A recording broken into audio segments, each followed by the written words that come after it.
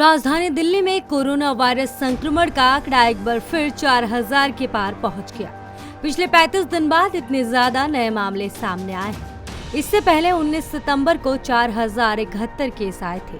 दिल्ली में पिछले 24 घंटे में कोरोना के 4086 मामले सामने आए।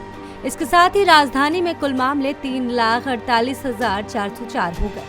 पिछले 24 घंटों में हुई 26 मरीजों की मौत और दिल्ली में अब तक कोरोना से कुल 6,189 की मौत हो चुकी है। वहीं पिछले 24 घंटे में 3,296 लोग ठीक हुए और अब तक कुल 3,16,214 लोग ठीक हो चुके हैं। देश में कोरोना के मामले लगातार बढ़ रहे हैं। पिछले 24 घंटे में कोरोना वायरस के 54,366 नए मामले सामने आए हैं। इसी के साथ भारत में कोविड-19 के कुल मामलों का आंकड़ा 77,61,312 पहुंच गया। पिछले 24 घंटे में हुई 690 मौतों के साथ ही महामारी से जान गंवाने वाले मरीजों की संख्या 1,17,306 हो गई। पिछले 24 घंटे में दिल्ली में कोरोना के 3,882 नए मामले और महाराष्ट्र में 7,539 नए मामले मिले हैं।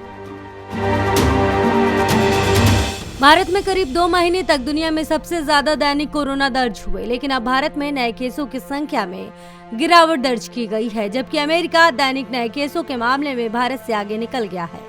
बुधवार 21 अक्टूबर को भारत में 54,051 नए केस दर्ज हुए। अब देश में कुल 77 लाख से ज्यादा हो चुके हैं केस। इसी दिन अमेरिका ने 62,727 नए केस दर्ज हुए और यहाँ अब तक कुल मिलाकर 83 लाख केस हो चुके हैं। ज्यादातर बड़े भारतीय राज्य जो महामारी से बुरी तरह प्रभावित थे, उनमें महत्वपूर्ण सुधार होता दिख रहा है। दुनिया भर में कोरोना संक्रमितों की संख्या 4.25 करोड़ तक पहुंच गई है। इनमें से करीब 11.5 लाख मरीजों की जान चली गई है।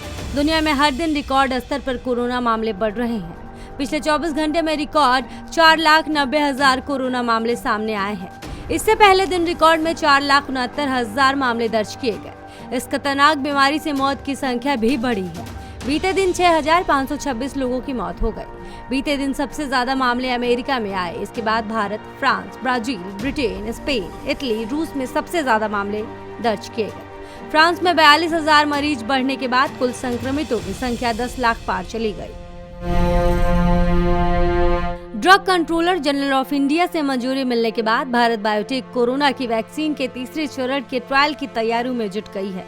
कंपनी ने शुक्रवार को कहा कि कोविड-19 के उसके टीके कोवैक्सीन के पहले और दूसरे चरण के ट्रायल का अंतरिम विश्लेषण सफलतापूर्वक पूरा हो चुका है। अब 26,000 वॉलंटियर्स पर तीसरे चरण के ट्रायल की शुरुआत की जा रही है। तीसरे चरण का ट्रायल देश के 25 से ज्यादा केंद्रों पर किया जाएगा। भारत बायोटेक ने एक बयान में कहा कि कंपनी को समूचे भारत में 25 से अधिक केंद्रों में 26,000 वॉलंटियर्स पर तीसरे चरण का ट्रायल करने की स्वीकृति मिल गई है।